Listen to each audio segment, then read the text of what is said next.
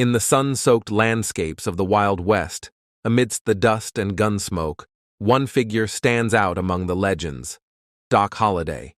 His name evokes images of daring shootouts, untamed frontiers, and a life lived on the razor's edge of law and outlaw. But behind the myth lies a man whose story transcends mere folklore, a complex tapestry woven with truth, tragedy, and unwavering resolve.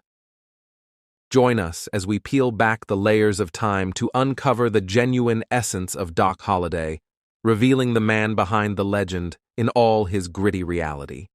Welcome to Doc Holliday, the true story of the Wild West legend. I found him a loyal friend and good company.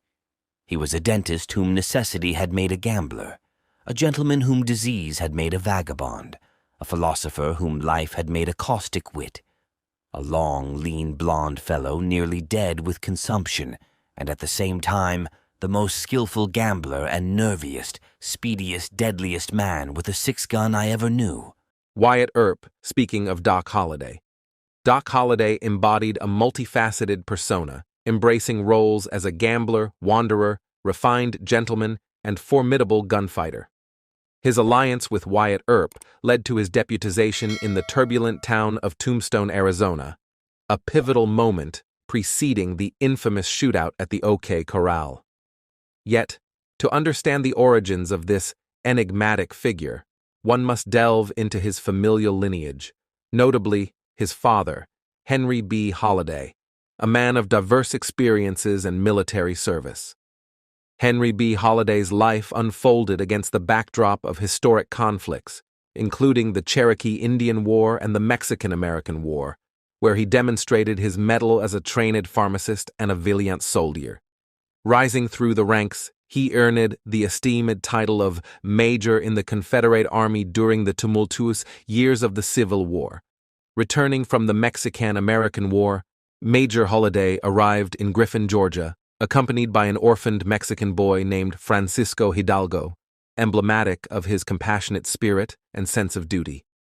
It was in Griffin that fate intertwined his destiny with that of Alice Jane McKay, whom he married on January 8, 1849, marking the inception of the Holliday family's legacy.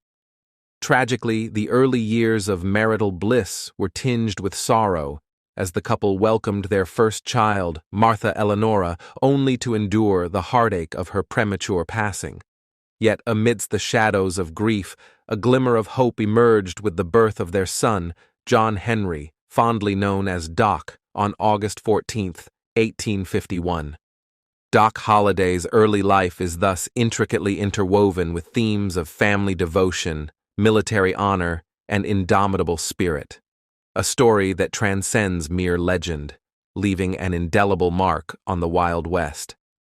In the year 1857, Major Holliday found himself the inheritor of a parcel of land nestled in the verdant expanse of Valdosta, Georgia.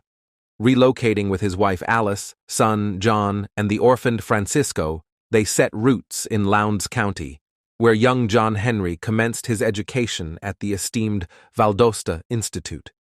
Here, under the tutelage of learned instructors, he immersed himself in the classical languages of Greek, Latin, and French, laying the foundation for his intellectual pursuits. Major Holliday's ascension to prominence within the community was swift and resolute. He assumed various civic duties, wielding influence as a two-term mayor, stewarding the County Agricultural Society as its secretary, and embracing fraternal ties within the Masonic Lodge. Additionally, his dedication extended to the preservation of Confederate heritage, serving as secretary of the Confederate Veterans Camp and overseeing local electoral affairs with precision and integrity. Tragedy struck the Holliday household with the untimely demise of Alice, John's beloved mother, succumbing to the ravages of consumption, later identified as tuberculosis, on September 16, 1866. The loss reverberated deeply within John's soul, rupturing the bond he held dear with his mother, a relationship steeped in affection and closeness. Compounding this anguish, Major Holliday's swift remarriage a mere 3 months later cast a shadow over the family's grieving hearts. Despite that difficult life, the Hollidays remained pillars of their community, their esteemed status bolstered by familial connections and a legacy of service. Notably, John's cousin, Robert Holliday, carved his own path in the field of dentistry, founding the renowned Pennsylvania College of Dental Surgery, an influence that undoubtedly shaped young John's vocational aspirations. In pursuit of his calling, John Henry Holliday embarked on a journey of scholarly pursuit, enrolling in the esteemed halls of the college in Philadelphia, Pennsylvania, in the year 1870. It was within these hallowed corridors that he honed his craft, delving into the intricacies of dental science with fervor and dedication. On March 1, 1872, amidst the applause of his peers, he emerged triumphant, adorned with the prestigious mantle of a doctor of dental surgery, a testament to his unwavering resolve and scholarly prowess. With his newfound credentials in hand, Doc Holliday embarked on the next chapter of his professional odyssey, setting up practice in the bustling metropolis of Atlanta, Georgia. Under the mentorship of Dr. Arthur C. Ford, he ventured forth into the realm of dentistry, poised to leave an indelible mark on the history of medicine. Despite his scholarly background and esteemed reputation, John Henry Holliday possessed a volatile temperament, characteristic of many hot-blooded Southerners of his era. Known for his quick draw and penchant for confrontation, he found himself embroiled in a notorious incident that would foreshadow his infamy with firearms. In a moment of outrage, Doc Holliday encountered African-American men utilizing his cherished swimming spot, a transgression that ignited his ire. Without hesitation, he brandished his weapon and discharged shots into the air, instigating a tense exchange of gunfire.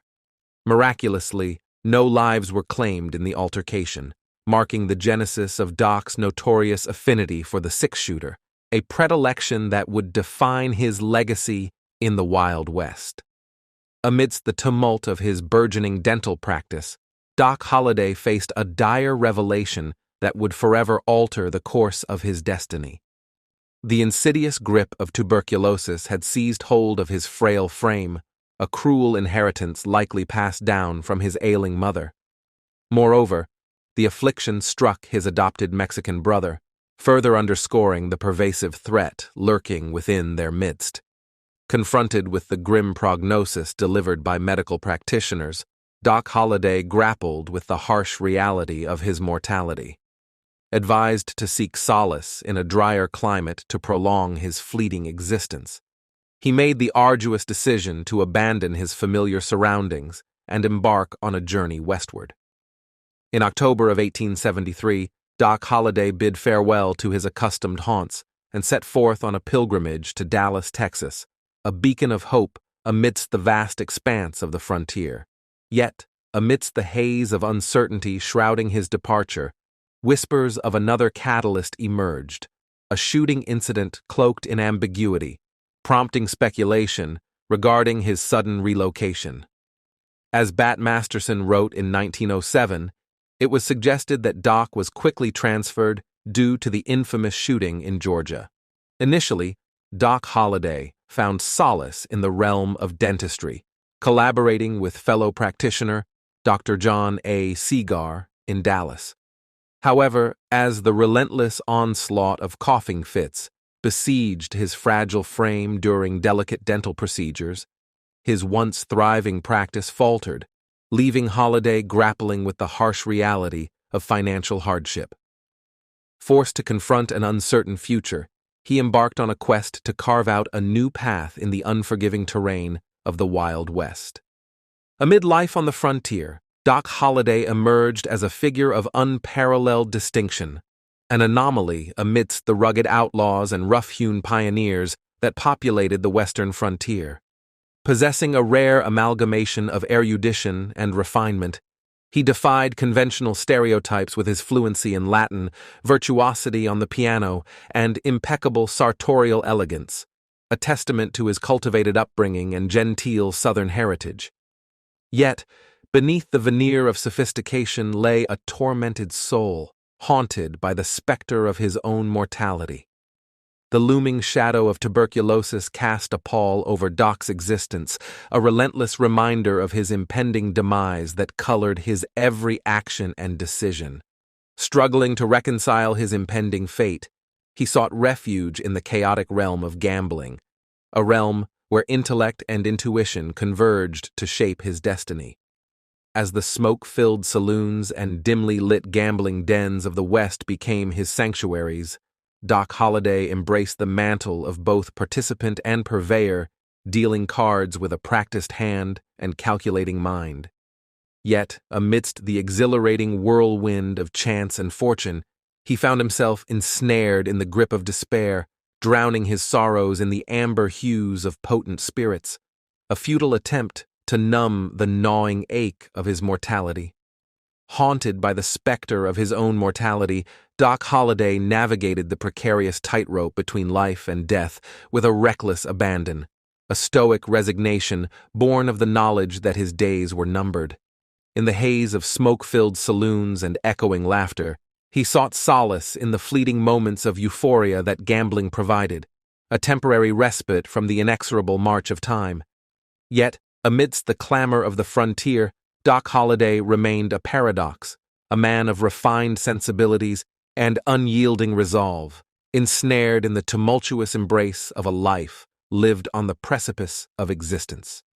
And so, amidst the swirling maelstrom of uncertainty and despair, the legend of Doc Holliday endured, a testament to the indomitable spirit of a man who faced his own mortality with unflinching courage and unwavering resolve.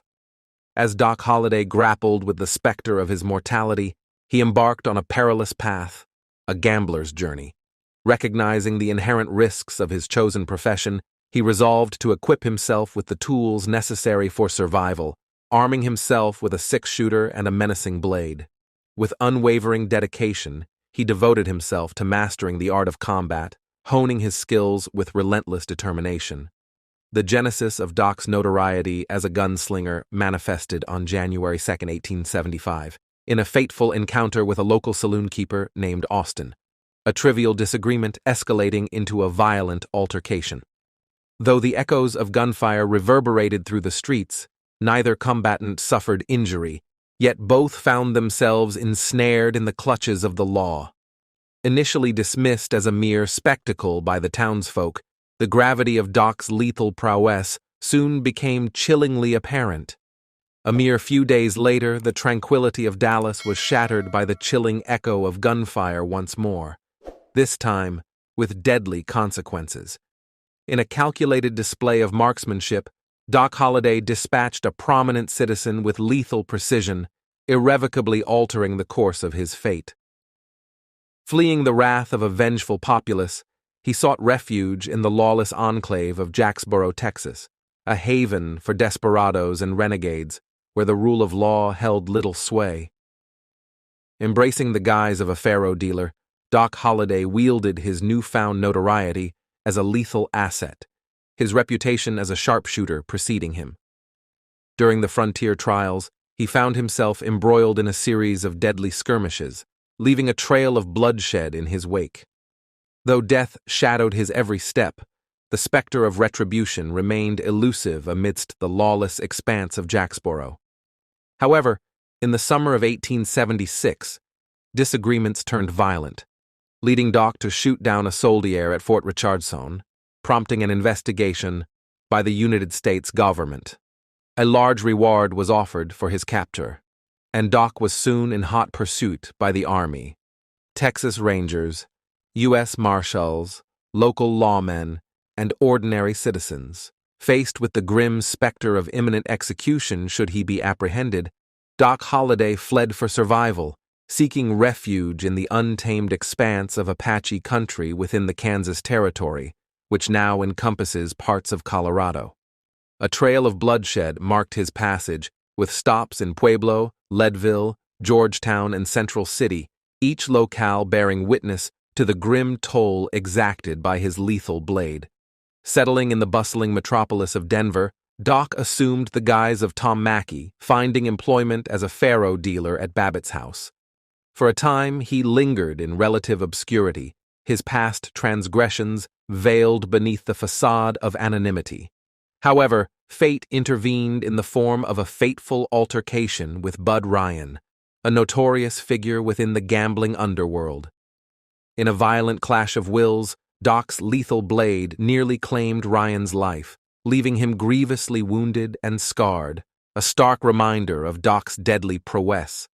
Public outcry precipitated his hasty retreat, propelling him on a nomadic odyssey that spanned the rugged landscapes of Wyoming, New Mexico, and ultimately back to the familiar embrace of Texas. It was amidst the bustling environs of Fort Griffin that Doc Holliday's path intersected with that of two iconic figures, Wyatt Earp and the indomitable Big Nose Kate. In the hazy confines of John Shancy's saloon, fate conspired to unite Doc with Mary Catherine Elder Haroni, colloquially known as Big Nose Kate, a woman of formidable spirit and unwavering resolve. Despite her profession as a dance hall girl and prostitute, Big Nose Kate defied convention, asserting her independence with an unyielding determination. Their tumultuous union mirrors Doc's tumultuous existence, marked by passion, conflict, and an unspoken bond forged on the frontier. Meanwhile, in Dodge City, Kansas, Wyatt Earp embarked on a relentless pursuit of justice, doggedly trailing notorious outlaw Dave Rudabaugh. After being empowered as U.S. Deputy Marshal to drive outlaws out of the state, he followed Rudabaugh's trail for 400 miles. Wyatt went to the town's largest saloon, Chancey's, to ask about Rudabaugh. Owner John Chancey said Rudabaugh was there earlier in the week but didn't know where he was bound. He quickly directed Wyatt to Doc Holliday, who had been playing cards with Rudabaugh. But for one thing, Wyatt was skeptical about talking to Holliday, because Doc famously hated lawmen. However, when Wyatt met him that evening at Shancy's, he was surprised by Holliday's willingness to talk. Doc divulged his suspicion that Rudabaugh had retraced his steps to Kansas, a revelation that Wyatt promptly relayed to Bat Masterson, the sheriff of Dodge City, via telegram, aiding in Rudabaugh's eventual capture. So, amid Shancy's dimly lit landscape, this unlikely pair formed a lasting friendship in Shancy over the years. In 1877, Doc dealt cards to a local bully named Ed Bailey, who was accustomed to getting his way without question. Unperturbed by Doc Holliday's formidable reputation, Bailey brazenly flouted the rules of Western poker, heedlessly examining the discarded cards, an act strictly forbidden under the game's code. Despite Doc's admonitions, Bailey persisted in his defiance, triggering a fateful confrontation that would forever alter the course of both men's destinies. With steely resolve, Doc Holliday seized upon the opportunity to assert his authority, swiftly dispatching Bailey with a lethal stroke of his blade. The saloon erupted into chaos as blood spilled across the table, a visceral testament to Doc's unwavering resolve in the face of adversity. Aware that his actions were rooted in self-preservation, Doc Holliday chose not to flee the scene following the confrontation with Ed Bailey. Nevertheless, he found himself confined to a makeshift cell within a local hotel room, as the town lacked a proper jail to detain him. Despite his predicament, the brewing animosity towards Holliday among the townsfolk culminated in the formation of a vigilante group bent on seeking retribution. Recognizing the imminent threat posed by the vengeful mob, Big Nose Kate orchestrated a daring rescue mission to liberate Doc from his captivity. With strategic precision, she set ablaze an old shed, igniting a blaze that threatened to engulf the entire town. In that situation, Kate seized the opportunity to confront the officer guarding Doc, brandishing pistols in each hand to disarm the guard and effectuate their escape. Hiding out at night, they headed to Dodge City on stolen horses in the morning, registering at Deacon Cox's boarding house as Dr. and Mrs. J.H. Holliday. Doc's gratitude towards Kate's audacious rescue prompted a solemn vow to forsake his gambling pursuits, resuming his erstwhile profession as a practicing dentist. In a poignant gesture of reciprocity, Kate pledged to abandon her life of vice, renouncing her ties to prostitution and the seedy underworld of saloons and gambling dens. However, life on the frontier proves irresistible, compelling Kate to succumb to the allure of the bright lights and pulsating energy of the dance halls once more. Despite Doc's earnest efforts to foster a semblance of respectability, the irreconcilable disparity between their aspirations ultimately led to their inevitable parting, a harbinger of the tumultuous journey that lay ahead for Doc Holliday and Big Nose Kate. Following his brief foray into a semblance of respectability, Doc Holliday returned to the familiar embrace of gambling, frequenting the renowned Alhambra and dealing cards at the esteemed Long Branch Saloon in Dodge City. While the citizens of Dodge City viewed the bond between Doc and Wyatt Earp with skepticism, Wyatt remained steadfast in his loyalty, disregarding the murmurs of dissent. In turn, Doc adhered to the letter of the law during his tenure in Dodge City, eschewing any semblance of lawlessness in deference to Wyatt's authority. One fateful night, the tranquility of Dodge City was shattered by the arrival of a rowdy band of Texas cowboys, their boisterous revelry heralding chaos. Among their ranks stood Ed Morrison, a man nursing a grudge against Wyatt Earp following a humiliating encounter in Wichita, Kansas, and Tobe Driscoll, his loyal compatriot. The cowboys rushed the town, galloping down Front Street with guns blazing, blowing out shop windows, their brazen attack sending the citizens of Dodge City into a state of shock and fear. Entering the Long Branch Saloon, they began harassing the customers. When Wyatt entered the front door, he came face to face with several awaiting gun barrels. Stepping forward, Morrison sneered, "Pray and jerk your gun. Your time has come, Earp." Suddenly, a voice sounded behind Morrison. "Throw your hands up." It was Doc, his revolver to Morrison's temple. Doc had been in the back room, his card game interrupted by the havoc out front. "Any of you bastards pulls a gun, and your leader here loses what's left of his brains." With a terse command, Doc asserted his authority, compelling the cowboys to disarm and relinquish their violent intentions. Wyatt rapped Morrison over the head with his long-barrel Colt. Then, relieving Driscoll and Morrison of their arms, he ushered them to the Dodge City jail. Wyatt never forgot that Doc Holliday saved his life that night in Dodge City. Responding later, Wyatt said, "The only way anyone could have appreciated the feeling I had for Doc after the Driscoll-Morrison business would have been to have stood in my boots when Doc came through the Long Branch doorway." In the tempestuous ebb and flow of their tumultuous relationship, Big Nose Kate and Doc Holliday found themselves embroiled in yet another volatile quarrel, the latest chapter in their enduring love-hate dynamic. Incensed by the discord, Doc mounted his horse and set forth on a journey that led him to the bustling town of Trinidad, Colorado. However, his respite was short-lived, as he soon found himself embroiled in a confrontation with a young gambler known as Kid Colton. In a showdown fueled by bravado and recklessness, Doc's lethal prowess prevailed, leaving Kid Colton sprawled in the dusty street with 2 fatal wounds, a stark reminder of Doc's formidable reputation as a gunslinger. Not wanting to linger, Doc rode on to Las Vegas, New Mexico, where, in the late summer of 1879, he hung out his shingle for the last time. In a twist of fate, Doc relinquished his dental pursuits to venture into the saloon business, acquiring his own establishment in a bid to carve out a new path in the untamed frontier. However, his newfound endeavor was soon marred by a fatal altercation with a local gunman named Mike Gordon, culminating in Gordon's demise at Doc's hands. Faced with the wrath of a vengeful lynch mob, Doc's only recourse was to seek sanctuary in the familiar environs of Dodge City, only to find Wyatt Earp absent, drawn by the promise of a new silver strike in the burgeoning town of Tombstone, Arizona.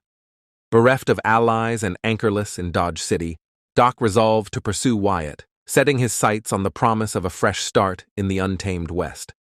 And so, with resolve steeled and destiny beckoning, Doc Holliday embarked on a journey westward, his path converging with the fateful events that awaited him in the storied town of Tombstone. Unbeknownst to Doc Holliday, fate conspired to reunite him with Big Nose Kate on the path to the burgeoning boom town of Tombstone, their chance encounter occurring in the dusty streets of Prescott, Arizona. Doc's skill at the gambling tables proved lucrative, his winnings totaling an impressive $40,000, a windfall that he shared with Kate, who was delighted to bask in his company during their journey. In the early summer of 1880, Doc and Kate arrived in Tombstone, where they were greeted not only by Wyatt Earp, but also by his brothers who had converged on the town from various corners of the West.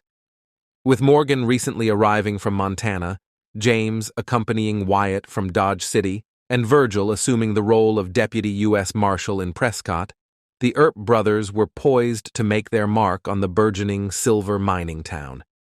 As the Earps assumed their roles in Tombstone, tensions simmered beneath the surface, exacerbated by the presence of the notorious Clanton gang, who viewed the Earps' arrival with disdain. Led by the patriarch Old Man Clanton and his sons Icky, Finn, and Billy, along with the McLaury brothers, Curly Bill Brocius, John Ringo, and their cohorts, the Clanton gang posed a formidable threat to law and order in the territory. In the midst of the brewing conflict, Doc Holliday emerged as a formidable ally to the Earps, his lethal skills with a gun making him a valuable asset in their ongoing struggle against the outlaw faction. Meanwhile, Kate found herself establishing a boarding house in Globe, Arizona, a considerable distance from Tombstone, yet she remained steadfast in her devotion to Doc, often seeking solace in his company during her visits. In October 1880, a heated altercation erupted between Doc Holliday and a man named Johnny Tyler within the confines of the Oriental Saloon. Although Tyler swiftly retreated from the scene, tensions lingered between Doc and the saloon proprietor, Milt Joyce.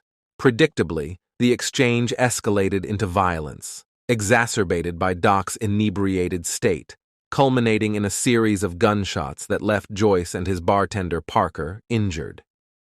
In a retaliatory act, Milt Joyce struck Doc on the head with a pistol, resulting in Doc's subsequent arrest and subsequent legal proceedings. During this tumultuous period, the volatile dynamics between Doc Holliday and Big Nose Kate came to the fore, their tumultuous relationship marked by frequent arguments exacerbated by Kate's bouts of intoxication. However, in early 1881, the situation reached a breaking point when Doc, weary of Kate's drunken abuse, made the decisive decision to expel her from his life.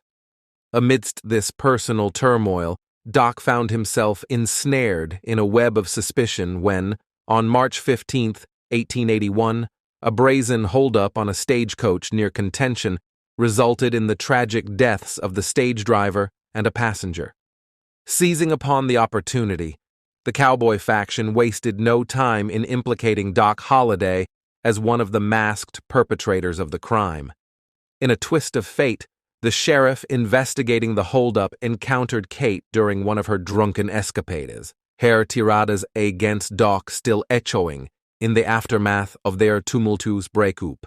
Exploiting her vulnerable state, the sheriff coerced Kate into signing an affidavit implicating Doc in the stagecoach robbery, a damning accusation that would have far-reaching consequences for Doc's future. As Kate gradually regained sobriety, the Earp brothers embarked on a mission to gather witnesses capable of corroborating Doc's alibi for the night in question. Upon realizing the gravity of her actions, Kate promptly recanted her statement, leading to the dismissal of the charges against Doc. However, this incident marked the breaking point in Doc and Kate's tumultuous relationship, prompting Doc to provide her with financial assistance and arrange for her departure from town. Throughout the sweltering summer of 1881, tensions between the Earp brothers and the Clanton faction reached a fever pitch, with the cowboys issuing brazen threats of violence aimed at Wyatt Earp and his kin. Fueling their bravado with alcohol, Ike Clanton spent an entire day traversing saloons, regaling patrons with boasts of his intent to send Wyatt Earp to an early grave. On the fateful evening of October 25th, Ike Clanton found himself engaged in a high-stakes card game at the Occidental Saloon, accompanied by Tom McLaury. Enraged by Clanton's inflammatory rhetoric, Doc Holliday confronted him, daring him to make good on his threats. The tense confrontation unfolded in the presence of Virgil Earp, a U.S. Deputy Marshal, and Wyatt Earp, who held the position of acting city marshal by Virgil's appointment, along with Morgan Earp, also a sworn officer. Virgil intervened, warning both Doc and Ike of the consequences should they persist in their altercation. Despite Clanton's persistent belligerence throughout the day, he remained unarmed, prompting Virgil to lead Doc away from the confrontation. Undeterred, Clanton persisted in his threats, ominously vowing to exact revenge when reinforcements arrived in town the following day. Amidst the charged atmosphere of Tombstone streets, Ike Clanton's fiery disposition remained unabated as he encountered Wyatt Earp. With fervor in his voice, Clanton issued a dire warning, directed towards Doc Holliday. "Tell your consumptive friend, your Arizona Nightingale, he's a dead man tomorrow." In response, Wyatt calmly cautioned Clanton against provoking Doc, emphasizing the lethal consequences that would ensue should Clanton engage in a confrontation with the notorious gunslinger. Undeterred, Clanton departed with a parting threat, his words echoing ominously, "Get ready for a showdown." The following day, October 26, 1881, dawned with overcast skies and a biting wind, setting the stage for the impending confrontation. Sensing the impending trouble, the Earp brothers rose early, bracing themselves for the inevitable conflict that loomed on the horizon. As tensions escalated, Billy Clanton and his companion Billy Claiborne ventured into town, encountering the McClory brothers and Ike Clanton on Allen Street. Intent on locating Holliday, Ike found himself intercepted by Virgil and Morgan Earp. A confrontation ensued, culminating in Virgil disarming Ike and promptly escorting him before Justice of the Peace Wallace, where he faced a fine for carrying firearms within city limits. Meanwhile, a chance encounter between Wyatt Earp and Tom McClory outside the judge's chambers swiftly escalated into a physical altercation, with Wyatt delivering a forceful blow to McClory's head in response to insults hurled his way. As tensions reached a boiling point, the Cowboys convened at Spangenberg's gunsmith shop, where Frank McClory's reckless actions on horseback further fueled the animosity between the factions. Wyatt's intervention only served to exacerbate the hostility, leading to a standoff that foreshadowed the inevitable clash that awaited. Despite offers of assistance from concerned citizens, Wyatt reiterated his resolve to uphold the law alongside his brothers, signaling their unwavering commitment to maintain order amidst the escalating turmoil. Following the escalation of tensions, John Behan, the county sheriff, made a notable appearance, alerting the Earp brothers to the presence of Ike Clanton and his cohorts on Fremont Street, engaged in discussions laced with gun talk. Recognizing the imminent threat, Virgil, acting as chief marshal, resolved to intervene and disperse the group, yet he requested Behan's accompaniment, only to be met with derision. Behan, dismissing the gravity of the situation, asserted that the conflict belonged solely to the Earps, absolving himself of any responsibility. However, to the Cowboys' surprise, the Earps, accompanied by Doc Holliday, emerged on the scene, disrupting their clandestine gathering.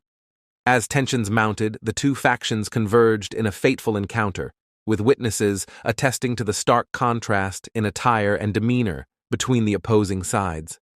While the Earp brothers exuded an aura of determination, clad in somber black attire with stern expressions, Doc Holliday stood apart, impeccably dressed in gray and whistling nonchalantly.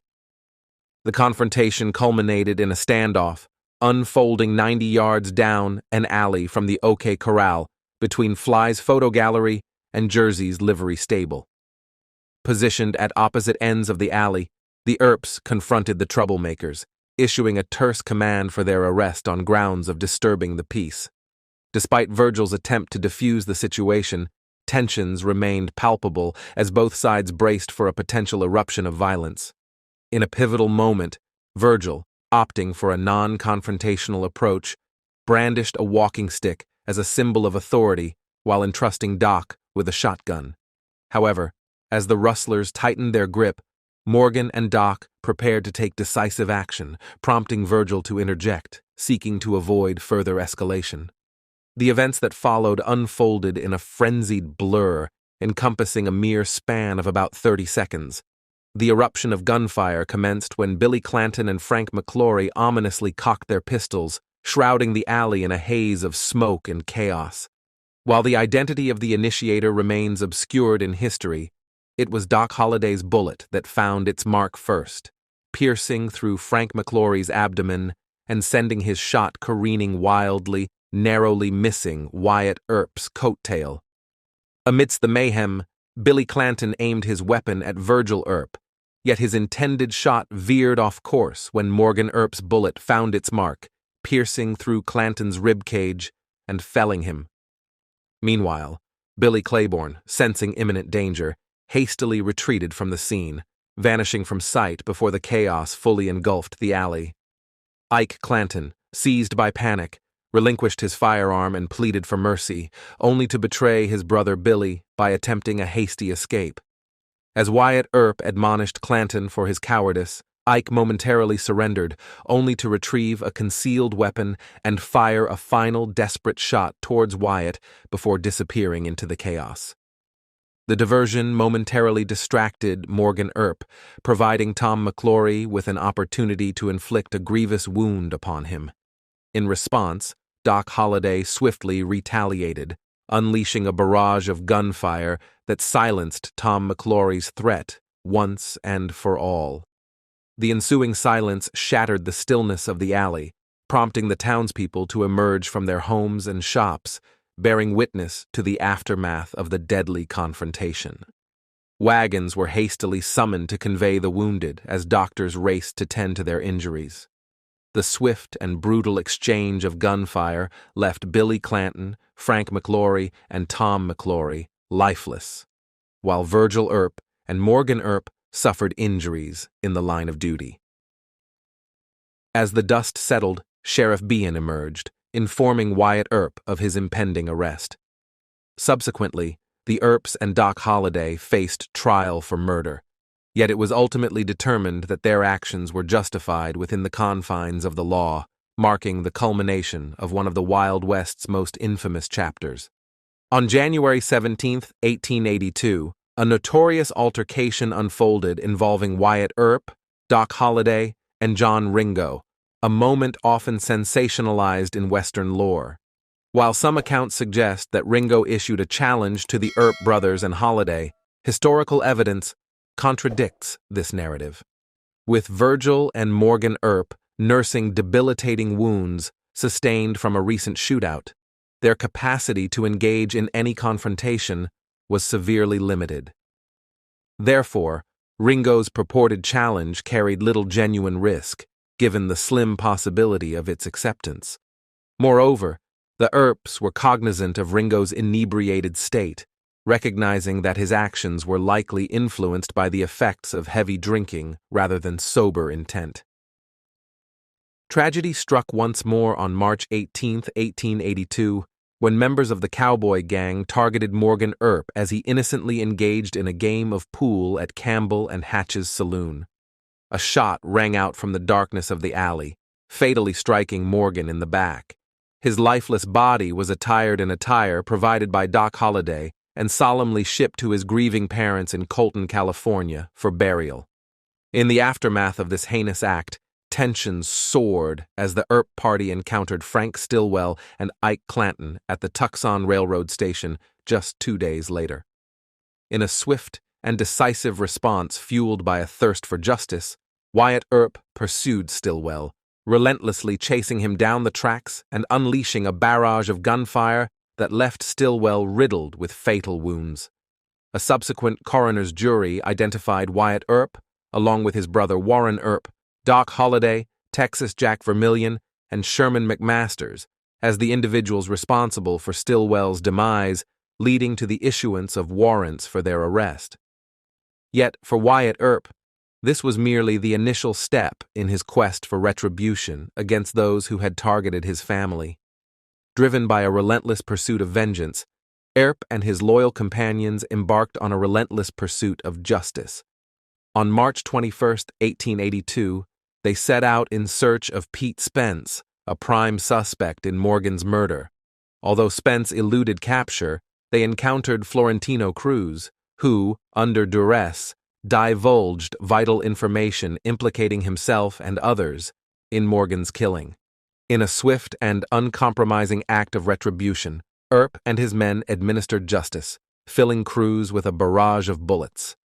Undeterred by the dangers that lay ahead, the Earp posse pressed on, their resolve unyielding. On March 24, 1882, they crossed paths with Curly Bill Brocious and his cohorts near Iron Springs, sparking a fierce gunfight that culminated in Brocious's demise. In the chaos that ensued, Johnny Barnes sustained mortal wounds, a grim testament to the brutal and unforgiving nature of the Wild West. In a span of just over a year, the formidable Earp posse, accompanied by the indomitable Doc Holliday, succeeded in neutralizing a significant number of notorious figures from the lawless frontier.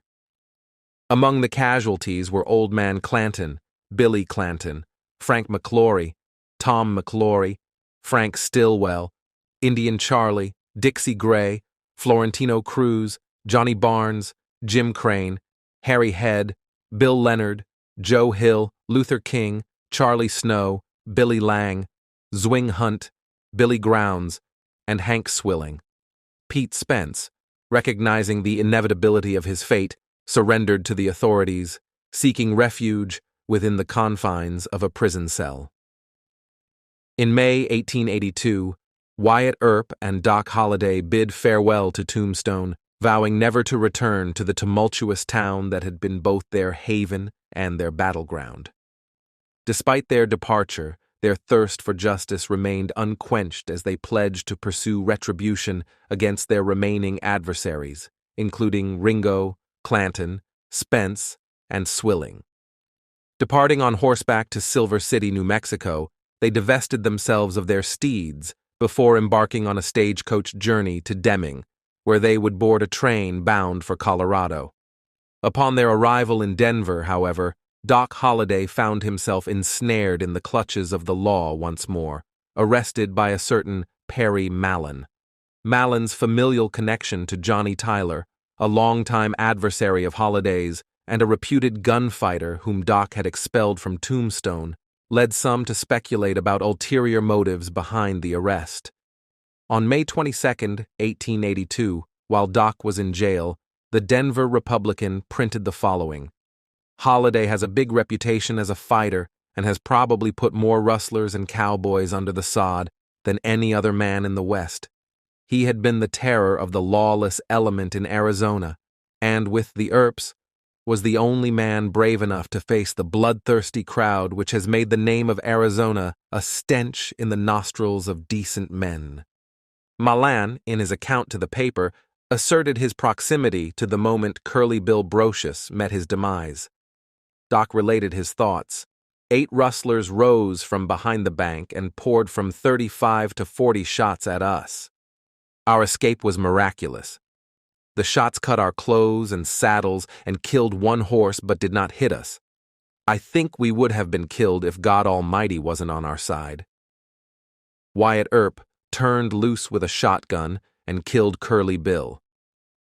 The 8 men in the gang which attacked us were all outlaws, for each of whom a big reward has been offered.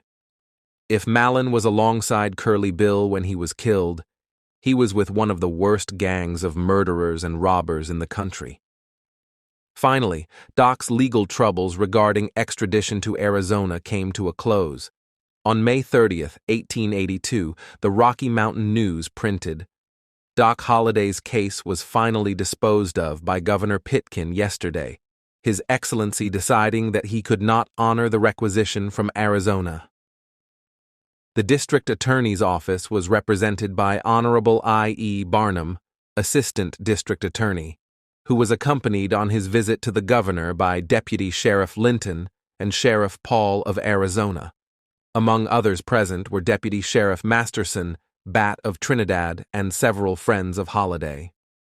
However, on July 14, 1882, while Doc was believed to still be in Colorado, a startling discovery was made in the Arizona territory.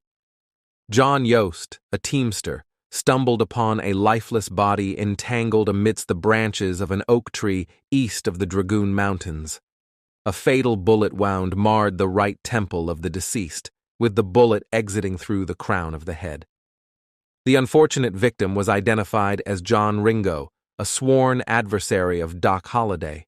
Despite assertions from Bat Masterson, Warren Earp, and certain newspaper acquaintances who sought to establish an alibi claiming Doc never left Colorado, evidence later emerged that Doc Holliday and Wyatt Earp had indeed returned to Arizona. During their time in Arizona, they reunited with a cadre of allies, including Fred Dodge, Oregon Smith, Johnny Green, John Meager, and possibly Lou Cooley. Together, they had a fateful encounter with Ringo, whose lifeless body was discovered shortly thereafter. Doc Holliday then relocated to Leadville, where he sought to lead a quieter and less eventful existence. However, the tranquility was shattered on the afternoon of August 19, 1884. At approximately 5 p.m., while in Hyman's saloon, Doc found himself confronted by Billy Allen, a known troublemaker. Sensing the impending danger, Doc swiftly drew his pistol, firing a warning shot that narrowly missed Allen, who had just entered the establishment. Startled, Allen attempted to retreat but stumbled over the threshold, falling onto his hands and knees. Seizing the opportunity, Doc fired again, this time striking Allen in the right arm. Intent on delivering another shot, Doc was thwarted when the bartender intervened, restraining his gun hand from further action. In a news report only days later, the Leadville Daily Democrat, August 26, 1884, stated, in part, the following: "The public sentiment, which has nothing to do with the law, is largely in favor of Holliday. The manlier class of the community not only appreciate this, but have little criticism to make as to his actions in connection with his trouble with Allen." Nevertheless, Doc Holliday faced a protracted legal ordeal stemming from the shooting. Despite his popularity within certain circles, he had to navigate the complexities of the judicial process. However, on March 28, 1885, after a thorough trial, a jury delivered a verdict of not guilty on charges of shooting or attempted murder. This exoneration was a significant moment for Doc, vindicating his actions in the eyes of the law and the community alike. Even today, the legacy of Doc Holliday's encounter with Billy Allen is preserved in Leadville's history. The courthouse in Leadville still bears records of the arrest of the notorious gunfighter and gambler, serving as a tangible reminder of the turbulent events that unfolded within the town's saloons and streets during that era. During the final week of October 1885, Leadville buzzed with rumors of impending gunfights, yet vigilant policing ensured that concealed weapons remained scarce, averting any outbreaks of violence. As winter descended upon Leadville in 1885, Doc Holliday, apprehensive of the city's pneumonia-inducing climate, made the decision to relocate to Denver. However, despite the change of scenery, Holliday's health showed no signs of improvement. Nevertheless, his move to Denver afforded him the opportunity to reunite with his old friend Wyatt Earp in late winter 1886, a poignant encounter vividly recounted by Sadie Marcus. She described the skeletal Holliday as having a continuous cough and standing on unsteady legs.